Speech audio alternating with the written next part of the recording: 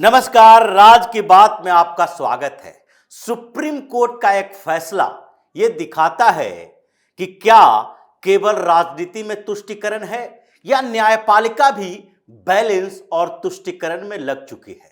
क्योंकि यह समय ऐसा है जब भगवान श्री राम की प्राण प्रतिष्ठा हो रही है अयोध्या में। यह समय ऐसा है जबकि एक पक्ष विशेष बार बार इस बात का जिक्र कर रहा है कि राम मंदिर जहां पर बनाया जा रहा है वो कभी मस्जिद की जमीन थी, बाबरी मस्जिद हुआ करता था। सब्र की परीक्षा न ले, ओवैसी जैसे लोग बार बार सवाल उठा रहे हैं सुप्रीम कोर्ट के पहले के फैसले पर कि बाबरी मस्जिद को विध्वंस करने के बाद वो जमीन को राम मंदिर के लिए देना सुप्रीम कोर्ट का एक फैसला जो था वो सही नहीं था। यह सवाल उठाया जा रहा है और उस बीच सुप्रीम कोर्ट ने एक नहीं कई ऐसे फैसले इस बीच दिए हैं 15-20 दिन के अंदर, जिसमें यह सवाल उठता है कि क्या सुप्रीम कोर्ट बैलेंस करने के चक्कर में है या फिर सुप्रीम कोर्ट भी तुष्टीकरण करने लगी है। यह मामला कटारा केशव देव मंदिर का है, शाही ईदगाह का है, यानी शाही ईदगाह मस्जिद और भगवान श्री कृष्ण के जन्मभूमि पर जो मंदिर है उसका मामला चल रहा है। और सुप्रीम कोर्ट में यह मसला आया, मुस्लिम पक्ष ने चैलेंज किया था इलाहाबाद हाई कोर्ट के फैसले का। इलाहाबाद हाई कोर्ट ने फैसला दिया था कि वहां पर एक कोर्ट कमिश्नर की नियुक्ति होगी जो जमीन का सर्वे करेगा और उसके बाद यह पता चलेगा कि यह जमीन जो विवादित है, जिस पर भगवान श्री कृष्ण का मंदिर है और मंदिर ट्रस्ट के तरफ से यह चैलेंज किया गया है कि यहां पर 13.37 एकड़ की जमीन जो है वो मस्जिद उस पर अवैध कब्जा करके बनाई गई है। उस मस्जिद की जमीन नहीं है, वो सारे 13.37 एकड़ जमीन का रेवेन्यू टैक्स जो है वो मंदिर ट्रस्ट के तरफ से दिया जा रहा है। फिर भी मस्जिद का मानना है कि ये जमीन उसने समझौते के आधार पर 1968 में ली थी। और अब सवाल इस बात का है कि जिसने समझौता किया श्री कृष्ण जन्मभूमि सेवा संघ ने, क्या उस ट्रस्ट को अधिकार था इसके लिए समझौता करने का, मस्जिद की जमीन देने का? मतलब यह विवाद अयोध्या की तरह नहीं है, यह विवाद काशी की तरह नहीं है, बल्कि यह विवाद अलग है।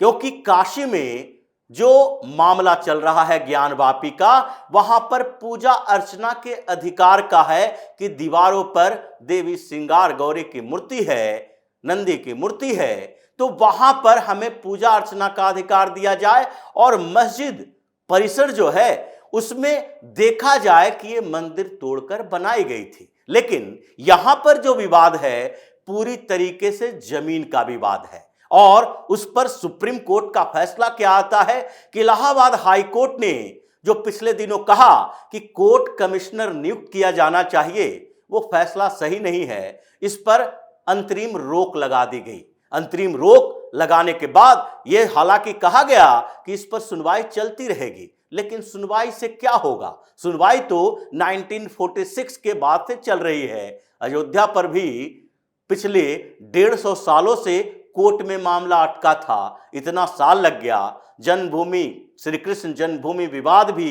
करीब करीब 100 सालों से चल रहा है। 1946 में भी इन लोगों ने चैलेंज किया था, उस समय से कोर्ट कचहरी का चक्कर काटा जा रहा है। विवाद तो अभी वही है, मस्जिद वही है, उस पर कोई फैसला नहीं आया है। सुप्रीम कोर्ट ने कहा कि यह सुनवाई चलती रहेगी, लेकिन कोर्ट कमिश्नर नियुक्त नहीं कर सकते। क्यों? क्योंकि कोर्ट कमिश्नर का काम इलाहाबाद हाई कोर्ट ने जो सौंपा था वो था कि जमीन का सर्वे करो और यह पता करो कि जमीन का सर्वे करने के बाद 13.37 एकड़ जो जमीन श्री कृष्ण जन्मभूमि ट्रस्ट के नाम से है, वो भूमि पर ही मस्जिद बनी हुई है या फिर उसके बाहर है। सिर्फ यही सर्वे करना है। लेकिन फिर भी सुप्रीम कोर्ट को लगता है कि मुस्लिम पक्ष ने जो तर्क दिया वो तर्क सही है। और मुस्लिम पक्ष ने तर्क क्या दिया? सीधे तौर पर कहा कि ये जो प्लेसेस ऑफ वर्शिप एक्ट है, पूजा स्थल अधिनियम 1991 उसके खिलाफ है। उसका एक मामला लंबित पड़ा हुआ है कि क्या उस दायरे में ये श्री कृष्ण जन्मभूमि का विवाद आता है कि नहीं, शाही ईदगाह मस्जिद को हटाए जाने का विवाद आता है कि नहीं। अगर नहीं आता, अगर मेंटेनेबिलिटी का प्रॉब्लम होता है तो उस याचिका के बाद एक कोर्ट कमिश्नर की जरूरत ही नहीं पड़ेगी, सर्वे की जरूरत ही नहीं पड़ेगी। लेकिन वो पूजा स्थल अधिनियम 1991 तो 91 में बनाया गया, ये उससे पहले का नहीं है और ये विवाद तो सैकड़ों साल पहले का है। हालांकि उसमें अयोध्या को एक्सक्लूड किया गया था, काशी मथुरा को उससे बाहर नहीं किया गया था, इसलिए इनके पास एक मौका है कि पूजा स्थल अधिनियम 1991 का जिक्र करके मामले को और खींचा जाए। लेकिन सुप्रीम कोर्ट को ये जो तर्क है इतना पसंद आया कि कोर्ट कमिश्नर की नियुक्ति को इस पर स्टे लगा दिया। इलाहाबाद हाई कोर्ट इस पर फैसला नहीं ले सकता कि अब उस पर कोर्ट कमिश्नर जाकर सर्वे करेंगे या नहीं करेंगे। लेकिन पिछले दिनों ही इलाहाबाद हाई कोर्ट ने इस पूरे मामले में 18 याचिकाएं हैं, उसमें से 15 याचिकाओं को क्लब कर दिया कि एक साथ सुनवाई होगी, क्योंकि एक एक याचिका सिविल कोर्ट में भी है, हाई कोर्ट में भी है, सुप्रीम कोर्ट में कुछ है, तो इन याचिकाओं की एक साथ सुनवाई होगी तो जल्दी फैसला होगा। लेकिन इन लोगों को तो हाई कोर्ट के बाद सुप्रीम कोर्ट जाना है और सुप्रीम कोर्ट ने वही फैसला दिया। जबकि देखा जाए तो ये विवाद पूरी तरीके से अलग अलग मंदिर मस्जिद के विवादों से अलग है, भिन्न है, क्योंकि ये जमीन का विवाद है और स्पष्ट दिखाई पड़ रहा है कि ये 13.37 एकड़ जमीन भगवान श्री कृष्ण जन्मभूमि ट्रस्ट के नाम से है और उस पर किसी और का अधिकार नहीं हो सकता। वो अवैध कब्जा किया गया है। उसी तरीके से जैसे रेलवे की जमीन नगर प्रति पड़ी रहती है तो उस पर झुग्गी झोपड़ी बना दिया जाता है, लेकिन रेलवे को जब उस पर कोई कंस्ट्रक्शन करना है तो उसे तो झुग्गी झोपड़ी को हटाना ही पड़ेगा। और उसी तरीके से यहां भी है, अगर अवैध कब्जा करके बनाए हो तो उसे हटाना पड़ेगा आपको। उसी तरीके से कोई अलग जमीन दे दी जा सकती है जैसे झुग्गी झोपड़ी वाले को कंपनसेशन के तौर पर दी जाती है। जैसे अयोध्या में आपको दूसरे जगह जमीन देने का फैसला आया, इसमें विवाद सामान्य नहीं है, क्योंकि एक एक करके फैक्ट दिखाई पड़ता है कि ये जमीन जो है पूरी तरीके से भगवान श्री कृष्ण जन्मभूमि ट्रस्ट के नाम से है, क्योंकि ये 1618 से चलता हुआ जमीन का विवाद है। जब वीर सिंह बुंदेला ने 33 लाख रुपया खर्च करके वहां पर भगवान श्री कृष्ण का एक भव्य मंदिर का पुनर्निर्माण करवाया था, क्योंकि उस समय मंदिर तो था ही लेकिन वो थोड़े जर्जर स्थिति में हो गए थे, तो इसलिए वहां पर एक भव्य भगवान श्री कृष्ण का मंदिर पुनर्निर्मित किया गया, रिकंस्ट्रक्ट किया गया और उसके बाद ज्यादा समय वो उस भव्य मंदिर को देखने के लिए ये मुगलों ने नहीं छोड़ा। 1670 के रिकॉर्ड में है कि वहां पर औरंगजेब ने हमला करवाया, मंदिर में तोड़फोड़ मचाई और उसको जीर्ण शीर्ण अवस्था में छोड़ दिया, बगल में एक और मस्जिद जरूर बना दी। लेकिन उसके बाद ये जमीन जो है 1770 के आसपास मराठाओं ने वहां पर फिर कब्जा किया और फिर से मंदिर बनवाया गया। लेकिन इसके बाद जब ब्रिटिश काल, ब्रिटेन का यहां पर आधिपत्य होना शुरू हो गया, तो उसके बाद 1770 के बाद ही ये पूरा क्षेत्र जो रेवेन्यू जनरेट करने वाला था वो ब्रिटिश के अधिकार में आया और अंग्रेजों ने वहां की जो पड़ी हुई जमीन थी, किसी के नाम से नहीं थी, वो चाहे मराठा हो या मुगल हो, सब लोगों ने उस पर हमला किया था। लेकिन ये चूंकि भगवान श्री कृष्ण के जन्म स्थान की भूमि थी तो इसलिए किसी व्यक्ति के नाम से रजिस्टर्ड नहीं था, उसको नजली जमीन बता दिया और उस पर कब्जा हो गया ब्रिटिश सरकार का कि कोई भी इसे कॉन्ट्रैक्ट दे सकता है। लेकिन उसके बाद 1815 में उसका नीलामी की गई। उस जमीन की नीलामी जब की गई तो राजा पट्नीमल ने उस जमीन को खरीदा, नीलामी में सबसे ज्यादा बोली लगाई और फिर वो पूरे 13.5 एकड़ के करीब जमीन राजा पट्नीमल के नाम हो गई। लेकिन उनके वंशजों ने आगे उस जमीन को किसी और को दिया, मतलब ये जमीन दी गई पट्टे पर और उसका रजिस्ट्री किया गया पंडित मदन मोहन मालवीय के नाम से और 2 अन्य लोगों के नाम से। उसके बाद इस पर जो खर्च हुआ था 13,400 रुपए, वो पैसा इस जमीन के बदले जुगल किशोर बिड़ला ने दिया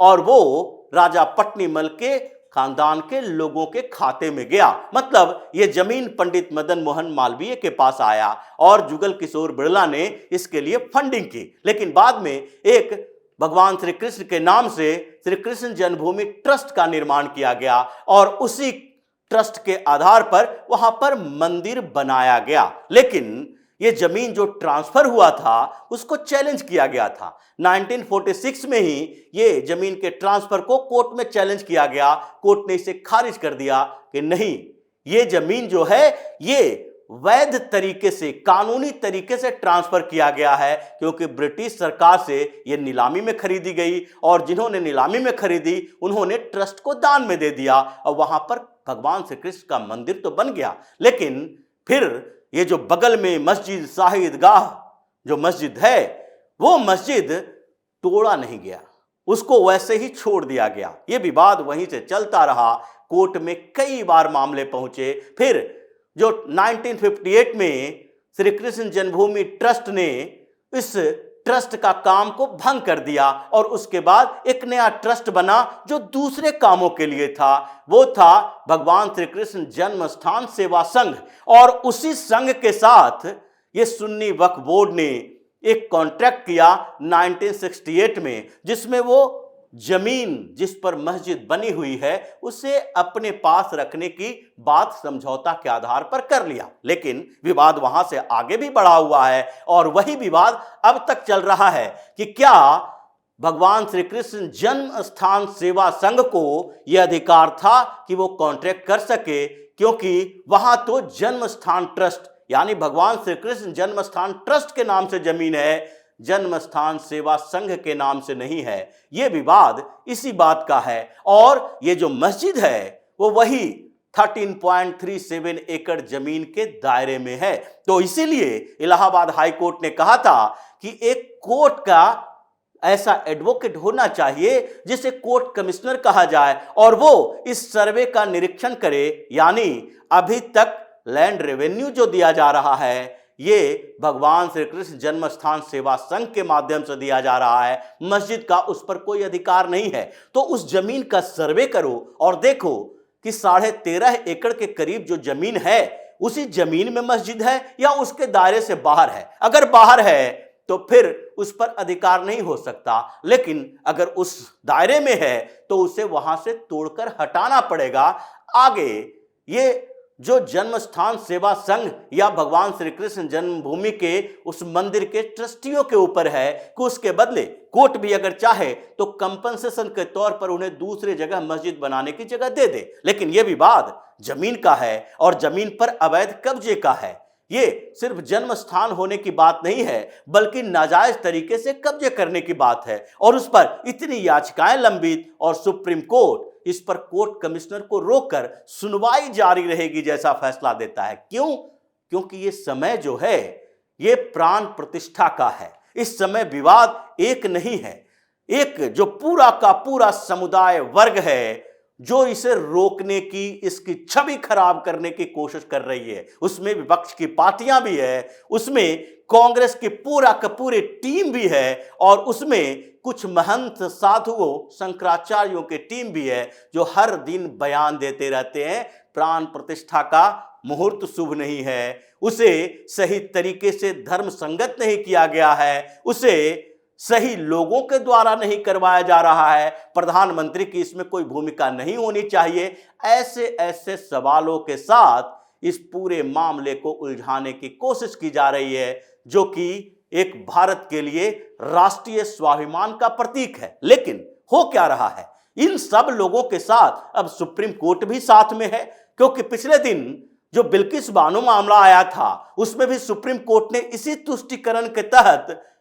उन लोगों को जो 11 लोग जिसे सजा मिली थी, सजा में छूट दी गई थी, उस फैसले को पलट दिया था टेक्निकल तरीके से। यह टेक्निकल रीजन था कि महाराष्ट्र सरकार नहीं, गुजरात सरकार को अधिकार नहीं हो सकता, यह महाराष्ट्र सरकार के जिम्मे है। जब यह एप्लीकेशन दिया गया था उस समय महाराष्ट्र में कांग्रेस, शिवसेना और वही एनसीपी की सरकार थी, उसने रिजेक्ट कर दिया था। अब वो भी बड़ी बात नहीं है, सरकार बदल गई है, अब कोर्ट के पास भी कोई अधिकार टेक्निकल के अलावा नहीं रहेगा। लेकिन समस्या ये है कि क्या न्यायपालिका भी तुष्टीकरण के उसी तरीके का इस्तेमाल करती है जिस तरीके का इस्तेमाल राजनीतिक पार्टियां कर रही है, कांग्रेस कर रही है, समाजवादी पार्टी, राजद, जदयू जैसी पार्टियां कर रही है, जो मुसलमानों को खुश करने के लिए अलग अलग सवाल उठाते हैं। मंदिर जाने से पेट नहीं भरता है, ये कोई धार्मिक आयोजन नहीं है, ये राजनीतिक आयोजन है, इससे लोगों को दूर रहना चाहिए।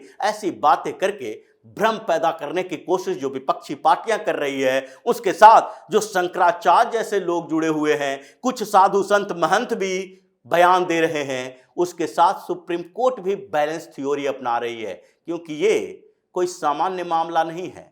ये तो देखना पड़ेगा कि जब भगवान राम की तरह भगवान कृष्ण के इस भूमि विवाद और उस पर भव्य मंदिर बनने की जो स्थिति पैदा हो रही थी, उस पर सुप्रीम कोर्ट अड़ंगा लगाने की कोशिश कर रही है। मुसलमान खुश हो जाएं और बैलेंस रहे कि नहीं, देखो भगवान राम का मंदिर तो बन रहा है, लेकिन भगवान श्री कृष्ण के मंदिर पर इन लोगों ने, सुप्रीम कोर्ट ने रोक लगा रखी है, ये बड़ा फैसला आया है। ये सारे बैलेंस थ्योरी सुप्रीम कोर्ट में जो चल रहा है, ये हिंदुओं के लिए सही नहीं है। यहां पर राजनीति का तुष्टीकरण तो होता है, अब न्यायपालिका भी तुष्टीकरण की तरफ बढ़ जाए तो फिर इस देश के लिए खतरनाक स्थिति पैदा हो सकती है। इसे समझने की जरूरत है। तो इसी तरह की खबरों के साथ फिर से हाजिर होंगे। तब तक के लिए बने रहिए हमारे साथ और देते रहिए हमें सहयोग, ताकि इसी तरह की खबर हम आपके लाते रहें। धन्यवाद।